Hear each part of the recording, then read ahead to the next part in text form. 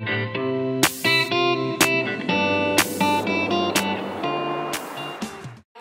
massive thank you to the response I got for my first few videos. Like, you guys have been so nice, and it was just so nice receiving loads of comments and video suggestions as well, which I've had a chance to look through, and I'm probably going to get around to filming the majority of them.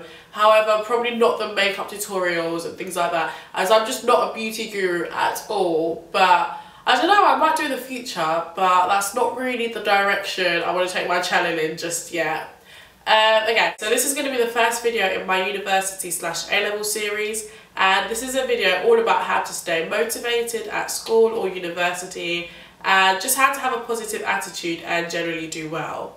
So I've come up with a list of things that have helped me along the way, and I'm just going to share them with you guys, and hopefully it helps a few people out. Okay, so the first thing on my list is organisation. So we all know this can be such a boring topic, but honestly, organisation can help you out so much.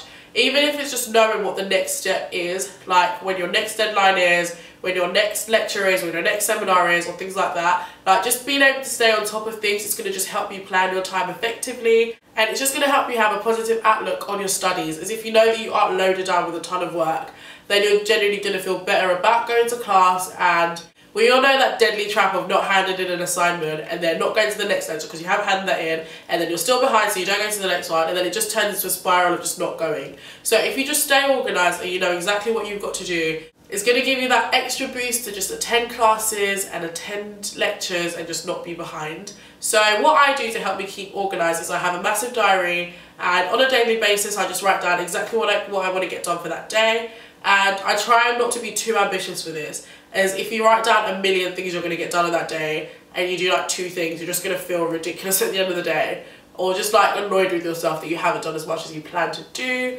So with this, I'll just say try to stay realistic, and I find that writing down what I'm going to do like hour to hour helps me out. But for some people, they find that this sort of makes them have a massive time lag and then just get nothing done for the day. So it's all down to what works for you, but just get a diary and just write things down, as it's going to help you to sort of not waste time if you know what you're supposed to be doing on a day-to-day basis. Okay. The next one on my list is having a goal in sight. So if you have a particular goal that you want to achieve, whether this is increasing your grades by a certain percentage, or attending X amount of lectures, or just doing particularly well in a course that you want to become more excited about, I find that if I write down on a monthly or like weekly basis what I want to get done that week or that particular month, then it just helps me keep on going, because I know that I'm actually working towards something. The next one on my list is finding your passion. So this is again a lot easier said than done.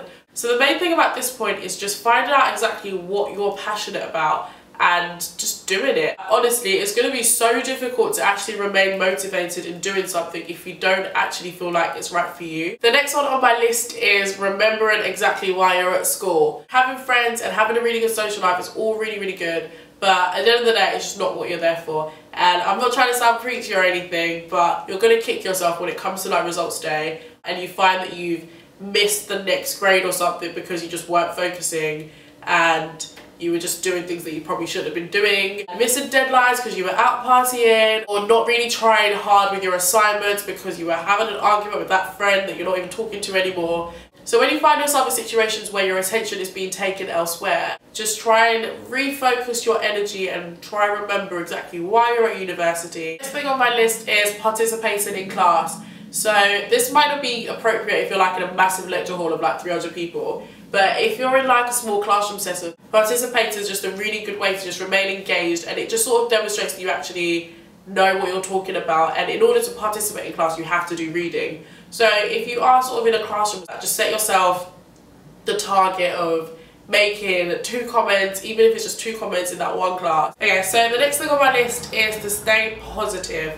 So I feel like this is a matter of just like brain training, and it's just sort of the exercise of when things go wrong, don't get down about it and don't waste your time sort of overthinking it. Try to change this around so that this bad thing that's happened either at school or elsewhere turns around and uses its ammunition to sort of do well. This takes a lot of work, but the best way that I managed to do this is through reading a load of motivational books and motivational quotes. So in my phone I've got like a list of motivational quotes that I just turn to whenever like something goes wrong, and this just helps me rechannel my energy to sort of move away from the negative aspect of it, and I just use this as fuel to do better elsewhere. So I try to read like a motivational book every few months. I've been through quite a few and I'll pop a few of them down below, but I'm currently reading The Power of Positive Thinking, which is such a good book. Next thing on my list is getting involved with something. So even though this kind of contradicts what I said earlier about